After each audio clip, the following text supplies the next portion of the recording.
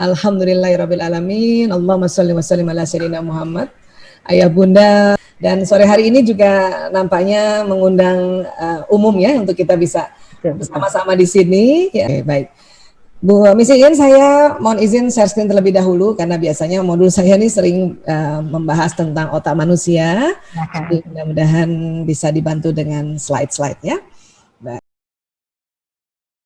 Pokoknya kita nih keluarga nih supaya tetap bahagia di new normal harus yang selalu kita ingat adalah ya jaga kebersihan dan jaga kesehatan dan jaga perasaan dan juga jaga pikiran ya. Ini yang menurut saya selaku orang tua juga yang anaknya ada 5 ya, dan juga selaku praktisi parenting apalagi neuroparenting, saya menganggap di kondisi pandemi new normal ini 4 hal yang harus kita jaga ya. Mungkin kebersihan kesehatan sudah dijaga, tinggal perasaan sama pikiran aja nih ya. Baik, kalau kita bicara nanti pikiran dan perasaan itu tentu kita akan bicara tentang otak manusia ya. Oke. Oh, ini kenapa? Ya, oke. Ya, otak manusia ini kan terdiri dari 2 ya, otak besar dan otak kecil. Kemudian nanti dia terbelah 2 lagi kalau dilihat dari atas ya, ini ada ya belahan kanan dan belahan kiri. Ini di depannya yang ini ya. Nah, di dalam otak ini yang perlu sekali kita ingat bahwa di otak kita itu ya antara otak dengan tubuh itu akan jalan sistem saraf ya. Lewat mana? Lewat tulang belakang ini ya. Nah, itu yang disebut sumsum tulang belakang ini. Ini serabut-serabut saraf nih yang berkumpul dari otak ke badan, dan nanti dari tulang belakang akan keluar serabut-serabut saraf ke seluruh tubuh ya. Sistem saraf ini kerjanya itu kayak kabel listrik ya. Jadi dia ini membawa listrik. Maka supaya kita bahagia itu harus diniatkan memang. Harus diniatkan ya. Jadi kalau saya selalu ya setiap pagi alhamdulillah habis sholat subuh ya, atau bangun tidur habis doa setelah bangun tidur, ini saya harus bilang ya, saya bahagia bersama anak-anak saat belajar dari rumah, atau saya bahagia hari ini bersama anak-anak, atau alhamdulillah ya Allah hari ini saya bahagia anak-anak masih kumpul ya Allah.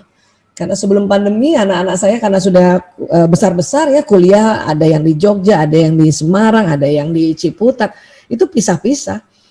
Anak banyak pun karena sudah pindah-pindah akhirnya cuma 2 anak di sini. Tapi selama pandemi 5-5-nya kumpul, dan saya harus niatkan dan harus luruskan niat bahwa saya bahagia bersama anak-anak.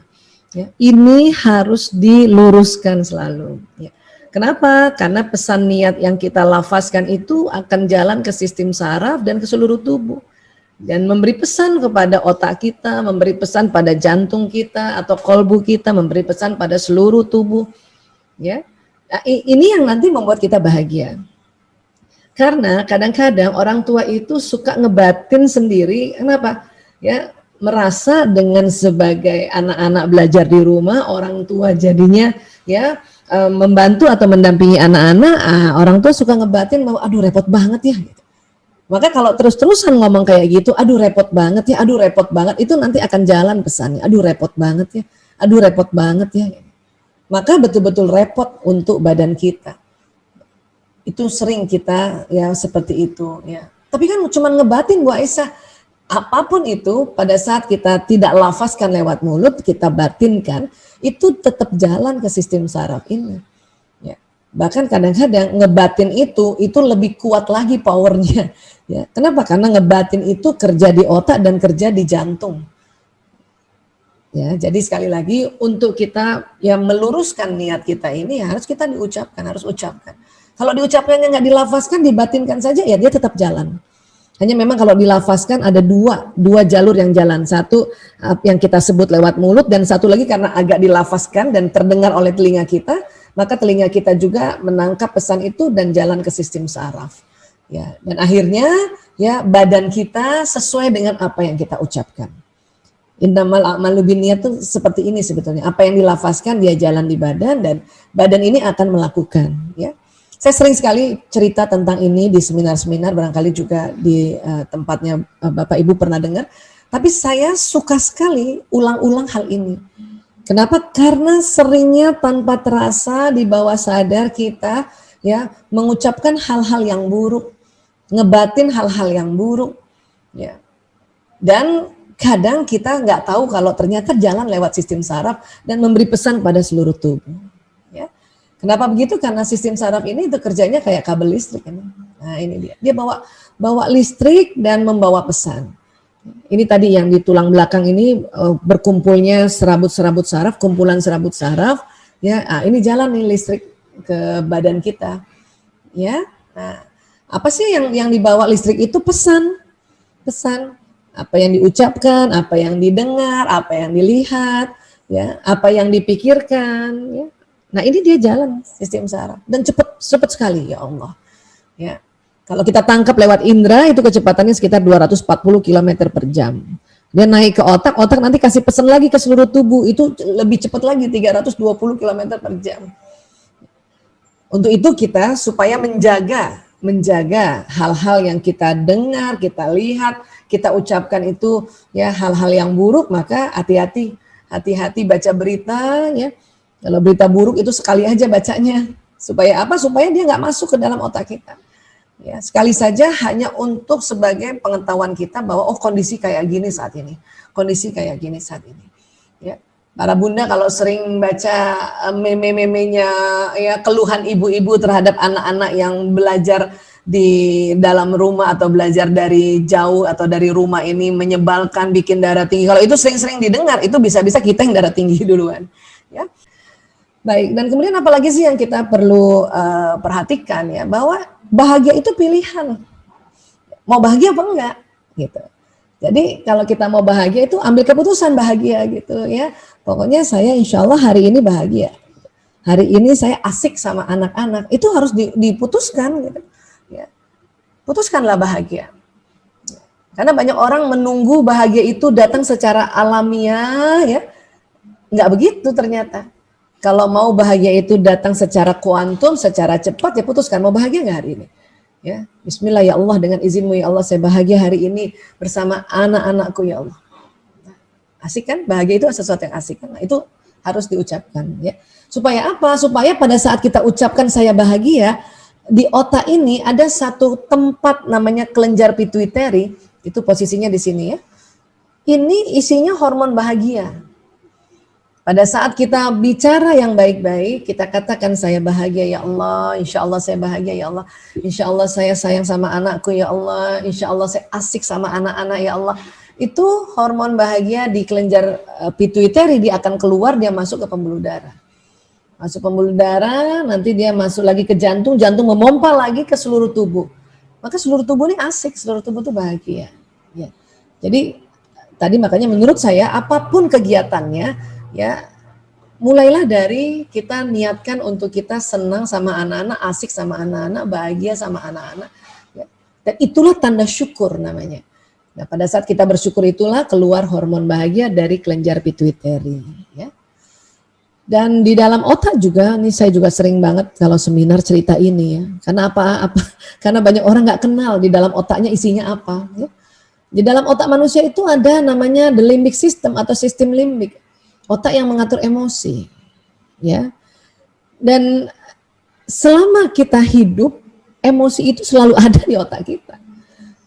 Bahkan bukan hanya kita orang dewasa, anak-anak ada emosinya, bayi ada emosinya, bahkan di dalam rahim seorang ibu, di dalam janin, otaknya janin yang bekerja duluan adalah otak emosi. Ya. Dan bukan hanya pada manusia saja ada otak emosi, hewan golongan mamalia juga ada otak emosi. Makanya ini sering disebut otak mamalia atau mamalia brain. Ya. Artinya memang betul kalau Allah sering ingatkan kita di Quran bahwa ya kita manusia itu kadang derajatnya lebih rendah dari binatang, itu betul banget. Kenapa? Karena ternyata di otak kita itu ada otak mamalia. Ada otak binatang ternak. Ya. Kalau kita nggak bisa kelola, maka kita bisa derajatnya jadi lebih rendah dari binatang ternak. Ya, makanya itulah sama anak di rumah malah kesel, anak di rumah malah marah kita. Ya. Untuk kita bisa kelola maka kita harus kenalan namanya otak emosi, ya otak mamalia ini. Oke, baik. Kayak apa sih otak emosi itu ya? Kita sebutnya the limbic system. Dia di tengah otak ini. Bentuknya persis struktur-struktur ya yang mengatur nanti pada saat kita berbagai jenis emosi, ya disinilah bekerjanya. Dia akan keluarkan hormon, keluarkan neurotransmitter dan sebagainya. Ya. Di tengah ini otak emosi, dan kita juga lengkap ada otak mamalia dan ada otak reptilnya atau otak batang otak. Ya. Dan Bu Aisyah, kalau kita yang membedakan nanti manusia dengan mamalia yang mana dong jadinya ya? Ya, mamalia juga punya otak mamalia dan punya otak reptil. Nanti yang membedakan adalah neokorteks. Nah ini dia. Manusia lebih tebal neokorteksnya. Ya, berisi banyak sekali tempat-tempat untuk menyerap ilmu pengetahuan. Ya. Kalau otak mamalia punya juga neokorteks tapi lebih tipis. Kalau reptil bagaimana? Otak reptil hanya ini saja, dia nggak punya mamalia, nggak punya neokorteks. Otak reptil tetap reptil. Ya. Dan prefrontal ini untuk apa Bu Aisyah? Prefrontal inilah untuk tempatnya tersimpan nasihat, pengetahuan, pelajaran, ilmu dan sebagainya. Dari siapa? Ya dari orang tua, dari guru, dari teman, dari anak baca sendiri atau kita baca sendiri pelajaran atau kita searching YouTube tentang nasihat-nasihat dari guru-guru kita, dari ustadz-ustadz kita, itu masuk di sini nanti. Anak juga begitu masuk di sini. Gitu.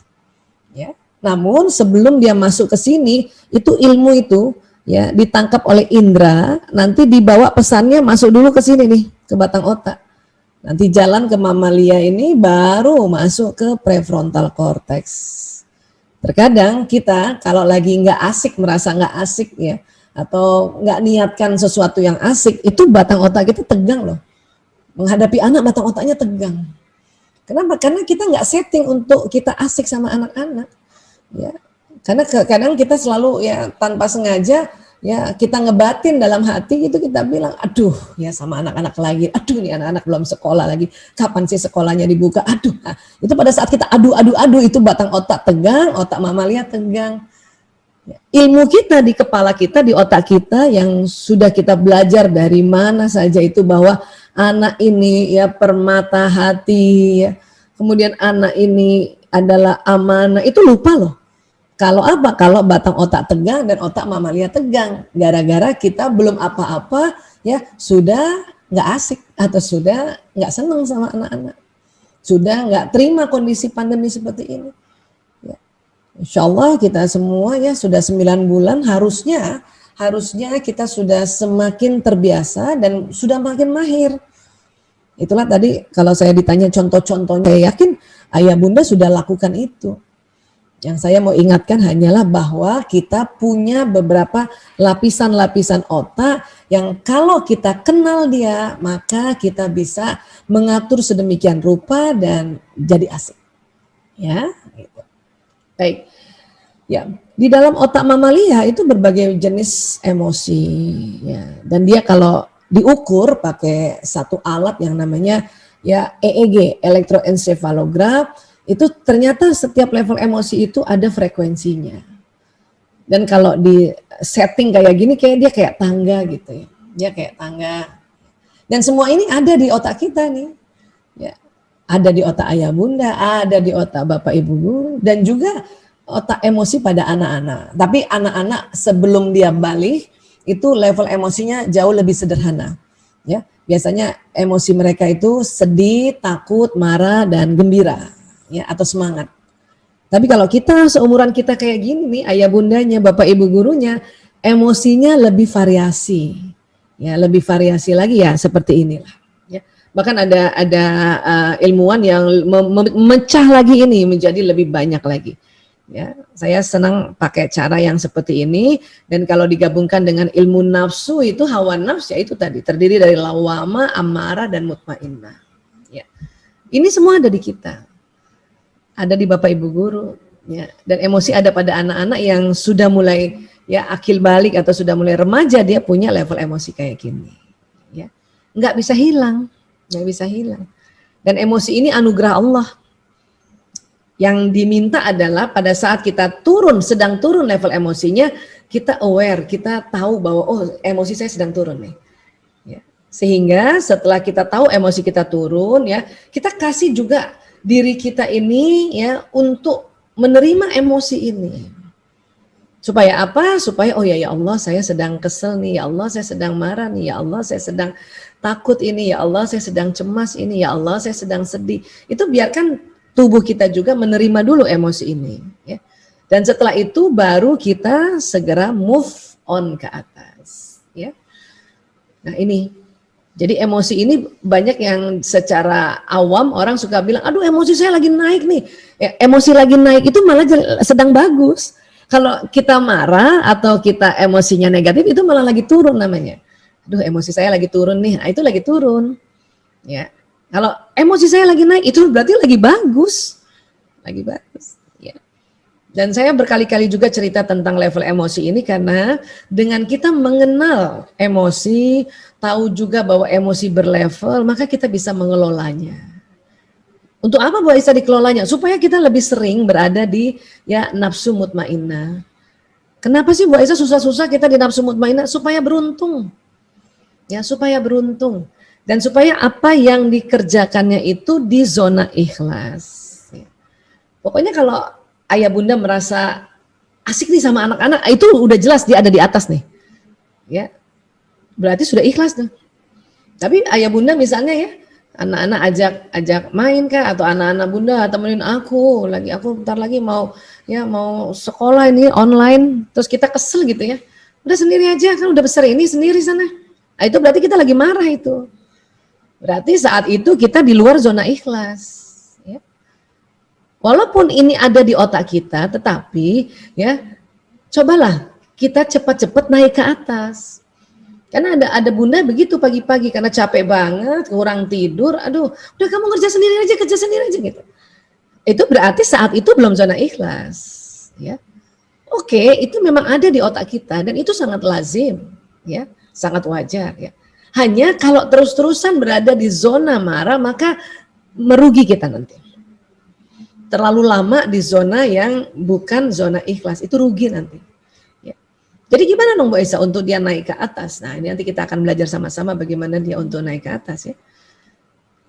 Dan satu lagi ada level yang sangat bawah yang disebut depresi. Depresi ini adalah satu level emosi yang tidak lazim. Tidak lazim. Ya, dia sudah disebutnya gangguan emosi. Apa sih bedanya depresi sama apati Bu Aisyah? Apati ini rasa putus asa. Ya. Saya nggak ada gunanya lagi, rasa nggak berguna, aduh saya nggak berguna lagi deh, saya nggak berguna jadi ibu deh, saya nggak berguna jadi ayah deh, saya nggak berguna jadi guru nih, ya belajarnya online ya nggak berguna. Kadang-kadang orang suka begitu. Nah, emosi apati atau merasa tidak berguna itu kalau berkepanjangan, ya berhari-hari atau berminggu-minggu, maka dia jatuh menjadi depresi nanti. Dengan merasa tidak berguna, maka apa yang dia pikirkan, lebih baik saya mati. Atau mencelakakan diri. Kalau ada seorang ibu ya sudah sangat-sangat putus asa dan merasa lebih baik saya mati kalau kayak gini, itu berarti depresi. Atau bentur-benturkan kepala di tembok atau ambil pisau dia gores-goreskan di tangan, itu namanya depresi. Ya. Dan hati-hati juga ya, kasus-kasus depresi pada anak-anak itu banyak ditemukan juga, apalagi kondisi seperti ini. Dan biasanya anak-anak depresi itu ada kaitannya sama orang tuanya, ada kaitan sama guru. Ya. Kenapa ya? Karena kondisi sekarang itu otak orang itu tegang terus itu. Batang otak tegang, otak emosi tegang. Anak-anak juga begitu. Ya, jadi ini adalah level emosi yang tidak lazim, ya. Nah, ini EEG, elektroencephalogram, alat untuk mengukur gelombang otak. Makanya tadi kenapa ada kayak tangga bentuknya tuh emosi, karena setiap level itu ada frekuensinya, ya. Baik, jadi seperti ini. Nah, sekarang apa sih keuntungannya kalau kita berada di level emosi mutmainnah, ya? Ini Profesor David Hawkins meneliti ya. Dia jelas dia bukan Islam ya, dia non Muslim, tapi dia meneliti tentang sunnatullah yang ada di otak kita ini, ya. Kata Prof. David Hawkins ya, getaran magnet energi di bawah 200 Hz ya, ini menyebabkan seseorang mudah terserang penyakit, mudah terserang virus, mudah terserang bakteri, mudah terserang jamur gitu. Ya. Tapi jika frekuensi energi seseorang di atas 200 Hz, maka dia senantiasa sehat. Ya. Artinya 200 itu kan di semangat ya. Kalau dalam sehari kita keseringan di bawah, kita bisa mudah kena penyakit, terutama penyakit-penyakit yang disebabkan oleh mikroorganisme, ya virus, bakteri, parasit, ya jamur. Dan sekarang kan pandemi ini karena virus, ada virus, makanya kalau kita terus-terusan berada di bawah kelamaan, ya kelamaan di bawah maka nanti bisa terserang penyakit. Ya. Dan kalau frekuensi kita 200 dan di atas 200 ini insya Allah kita sehat. Ya, ini David Hawkins yang telah membuat penelitiannya gitu. Itulah makanya pada saat kita sedang di bawah, entah takut kah, entah cemas kah, ya atau gelisah, itu satu jenis dari takut ya, satu level itu. Apa entah sedang mau buru-buru nih, rakus nih buru-buru. Kita suka banget nih bangunin anak yang hari ini anak-anak kan UAS ya sejak kemarin ya, ada beberapa sekolah sedang UAS ya. Itu kan bangunin paginya kadang-kadang heboh banget itu. Ya, itu berarti kita lagi di sini. Ya, itu anak-anak kapan kita orang tua terutama ibu pada saat kita di level emosi tertentu itu bisa nyamber ke anak-anak, bisa nular ke anak-anak. Dia juga nanti langsung panik dia. Akhirnya pelajaran yang dia sudah pelajari gitu ya, itu bisa lupa tuh kalau kita panik. Ya. Nah, jadi kita sebisanya pada saat kita ya kaget gitu, kayak tadi pagi juga saya sedang bebenah di kamar gitu, sambil asik-asik bebenah, kok udah jam 8 lewat ya? Oh saya ingat satu anak saya mana nih? Kok belum kedengeran suara dia mau ulangan ini kan? Nah, tadi saya udah mulai tuh, berarti kan takut kan? Nah, itulah saya harus lakukan manajemen emosi dulu untuk naikkan dulu emosi saya ke atas, baru saya datangi kamar anak saya untuk cek udah bangun apa belum ya? Atau sudah mulai belajar online apa belum? Karena model anak sekarang kan gitu ya, habis sholat subuh tidur lagi, apalagi lagi belajar online gitu. Makanya tadi naikkan dulu level emosinya ya, baru masuk ke kamar Ananda. Dan itu akan membuat Ananda itu dengan semangat juga kalau pas kita sudah ada di level semangat gitu. Nah, itulah asiknya orang tua terhadap anak. Baik, dan kata Profesor David Hawkins, di dunia ini dia telah melihat orang yang mempunyai frekuensi positif antara 700 Hz sampai 1000 Hz, maka kekebalan tubuh dan vitalitasnya sangat tinggi. Ya. Jadi kalau kita sering berada di 700 sampai 1000 Hz, itu kekebalan tubuh atau imunitas itu tinggi. Nah, selain kekebalan tubuh tinggi, vitalitas, ya, sehingga kita bisa mengerjakan lebih banyak pekerjaan. Ini kalau kita di pencerahan, ya. Bagaimana masuk ke pencerahan, Bu Aisyah? Oh, itu cara paling afdol masuk ke pencerahan itu adalah baca Quran, ya, plus artinya. Atau ya masuk ke pencerahan ini bisa mengkaji Quran. Ya. Kita dengarkan tausiah guru-guru kita, kah? Atau kita baca buku, kan? Ya. Saya tadi pagi lagi senang banget ada di pencerahan tadi ya, karena apa? Karena habis baca buku-buku cerita anak-anak, tapi cerita yang menjabarkan tentang keimanan, ya rukun iman, rukun Islam, itu senang banget deh rasanya. Ya, itu dengan gitu aja kita bisa ada di pencerahan, masya Allah. Ya, dan akhirnya ya walaupun dalam kondisi misalnya sedang pilek atau sedang nggak enak badan, tapi tetap vitalitasnya tinggi dan kekebalan tubuhnya naik lagi kan gitu ya. Baik, kemudian apalagi ya supaya kita berada di pencerahan itu tadi, untungnya umat Islam ini ya mempunyai ya cara-cara yang tanpa terasa kita sudah lakukan, dan kita dari pencerahan itu tadi baca Quran walaupun satu ayat baca artinya, terus kita baca lagi ya, kita kaji lagi, wah itu bisa ada di pencerahan. Apalagi Bu Aisyah selain baca Quran, habis sholat itu tanpa terasa rakaat demi rakaat itu naik levelnya dan ada di enlightenment atau di pencerahan ya. Apalagi yang bisa ada di pencerahan ya, sedekah tanpa terasa kita ya kasih ke adik kita, kasih ke orang-orang rumah kita gitu ya, kasih juga anak yatim sekeliling rumah kita, itu kita naik ke pencerahan ya. Dan ini adalah level yang dari sisi kesehatan saja sudah sangat menguntungkan, apalagi dari sisi yang lain. Keimanan seseorang dibilangnya naik turun itu karena ada emosi ini. Kita bukan nggak boleh marah, bukan nggak boleh takut atau sedih. Ini lazim pada saat kita marah atau takut sedih itu lazim sekali. Tapi kalau kelamaan di level ini, kita nanti lupa ya, kita kurang keimanan kita pada Allah bahwa Allah Maha segalanya. Kalau kita takut berkepanjangan, nanti lupa bahwa Allah yang Maha melindungi, Allah yang Maha memberikan kesehatan, Allah juga yang memberikan ilmu pada anak-anak, pada diri kita. Kalau selalu ketakutan. Karena selama school from home ini banyak orang tua ketakutan. Takutan apa? Selalu bertanya, efektif nggak ya Bu Aisyah kita BDR begini? Saya bilang efektif, jauh betul, jauh efektif. Ya, kenapa kondisi sekarang ini di luar rumah ini, ya yang namanya pandemi itu kondisi yang cukup rentan. Ya, kalau kita hadapi dengan ya tanpa satu strategi gitu.